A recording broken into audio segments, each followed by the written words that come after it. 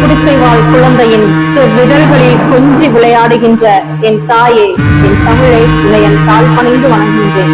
உங்கள் அனைவருக்கும் சிவசங்கரின் அன்பான வணக்கம். இந்த கடைசி பேச்சாளர்களுக்கு ஏற்படும் கூடிய விளைவு என்ன தெரியுமா? நம்ம பேச வேண்டிய கருத்துக்களை முக்கால்வாசி முந்தைய பேச்சாளர்கள் பேசிவிட்டே அமர்ந்துருவாங்க. இந்த திக்கு திணறி போய் நிற்போம் பாத்தீங்களா, அந்த நேரத்துல நம்ம பேரை பார்த்து கூப்பிடுவாங்க. நம்ம தொகுப்பாளர் அவர்களுக்கும் எங்களது மனமார்ந்த வாழ்த்துக்களை எளிமையாக்கிட்டாங்க. ஒரு மரத்தின் உயரம் அதன் கிளைகளால் தீர்மானிக்கப்படுவதில்லை, அதன் வேர்களின் ஆழத்தால் தீர்மானிக்கப்படுகிறது. அது போலதான் ஒரு மனிதனின் உயர்வு என்பது அவனுடைய பதவியாலும் செல்வத்தாலும் தீர்மானிக்கப்படுவதில்லை, அவனுடைய பண்புகளாலும் அவருடைய மனித நேயத்தாலும் தீர்மானிக்கப்படுகிறது தான் ஒரு நல்ல மனிதன். இந்த உயர்ந்த சிந்தனையை நமக்கு நினைவூட்டும் வகையில் அமைந்ததுதான் இந்த சாந்தி வனத்து வேர்கள். இந்நூலை எழுதியவர் திரு திருநாவுக்கரசர் ஐயா அவர்கள். இந்த நூலை நான் படித்த போது இது வெறும் கட்டுரையின் தொகுப்புகள் அல்ல, இது மனித வாழ்க்கையை வழிநடத்தும் ஒரு வாழ்வியல் இலக்கியம் என்றுதான் நான் உணர்ந்தேன்.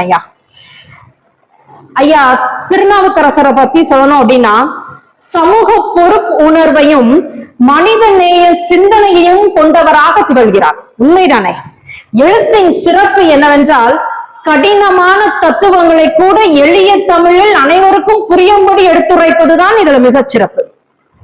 நடுவர் அவர்களே, தலைவர் அவர்களே, அவருடைய எழுத்தில் அறிவுரை மட்டுமல்ல அனுபவமும் இருக்கிறது, கருத்து மட்டுமல்ல கருணையும் இருக்கிறது. இதை நான் உணர்ந்தேன் ஐயா. இந்த நூலினுடைய தலைப்பு என்னை மிகவும் கவர்ந்துச்சு. சாந்தி வனத்து வேர்கள். சாந்தி என்பது அமைதி, வனம் என்பது இங்கு நான் ஒரு சமூகமாக நான் பார்க்கிறேன். அமைதி, சமூகம், இதனை அடிப்படையாக கொண்டதுதான் வேர்கள்.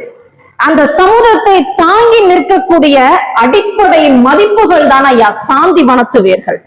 ஒரு மரம் பசுமையாக இருக்க வேண்டும் என்றால் அதற்கு வேர்கள் உறுதியாக இருக்க வேண்டும். உண்மைதானே?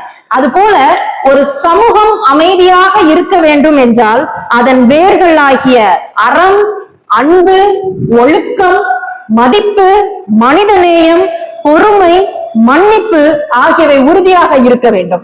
இதுவே இந்த நூலின் மைய செய்தியாக நான் பார்க்கிறேன். இந்த நூலில் மிகவும் கவர்ந்த ஒரு கருத்து ஒண்ணு இருக்குங்க. மாற்றம் பிறரிடம் தேடக்கூடாது, நம்மிடம்தான் தொடங்க வேண்டும் என்பதை ஆணித்தரமாக எடுத்து காட்டுகிறது இந்த சாந்தி வனத்து வேர்கள். இன்று நாம் சமுதாயத்தை குறை கூறுகிறோம், அரசியலை குறை கூறுகிறோம், மாணவர்களை குறை கூறுகிறோம். ஆனால் நாம் என்ன மாற்றம் செய்தோம் என்ற கேள்வியை நமக்குள்ள யாருமே கேட்பதில்லை. ஆனால் இந்த நூல் அந்த கேள்வியை நம்மிடம் கேட்பதற்கு தூண்டுகிறது.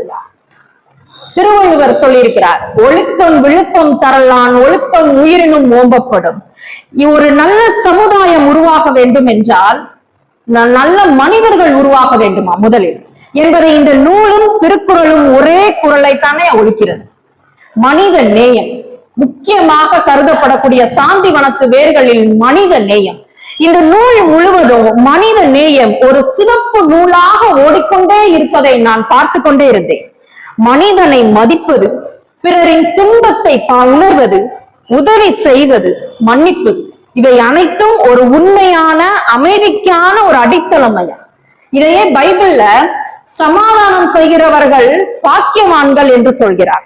பாரதியார் அன்பென்று கொட்டே முரசு என்று சொன்னார். இந்த மூன்று கருத்துக்களும் ஒரே உண்மையை தாங்க சொல்லுது. அன்பே அமைதிக்கான அடித்தளம் என்று.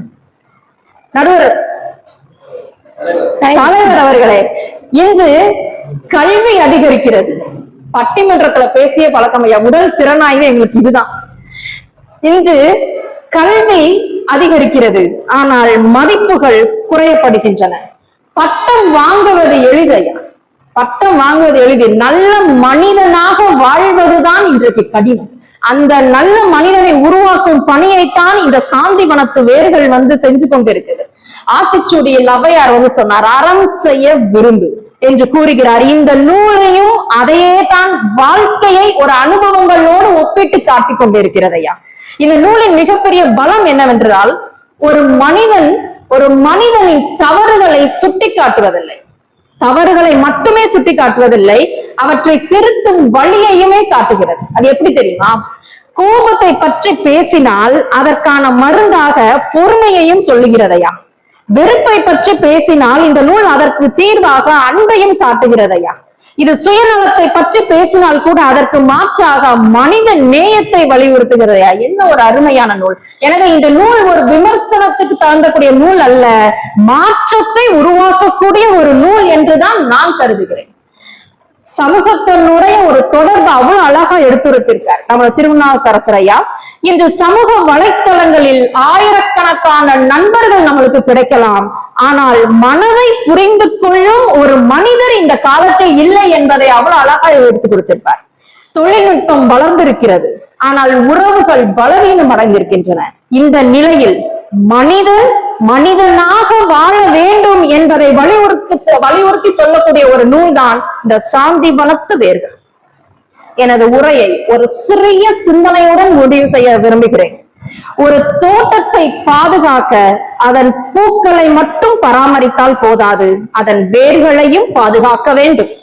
அதுபோல ஒரு நாட்டை முன்னேற்ற வேண்டும் என்று சொன்னால், ஒரு சமூகத்தை முன்னேற்ற வேண்டும் என்றால் பொருளாதார வளர்ச்சி மட்டும் போதாதையா.